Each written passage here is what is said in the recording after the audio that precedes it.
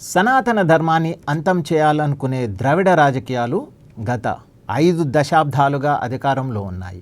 అవి సనాతన వ్యతిరేక రాజకీయాలు. అవి డిఎంకే నాయకులు ముఖ్యంగా మేము నాస్తికులం, దేవుడిని నమ్మం అని అంటారు. కానీ ఇదే మాటను క్రైస్తవ మతం గురించి, ఇస్లాం మతం గురించి చెప్పరు.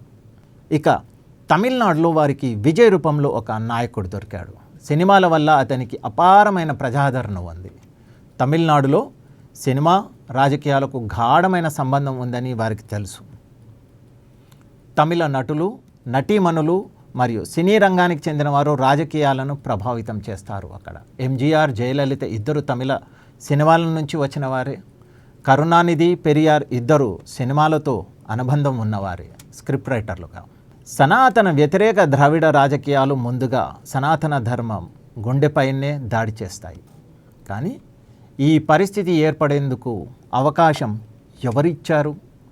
ఈ వాతావరణాన్ని ఎవరు సృష్టించారు?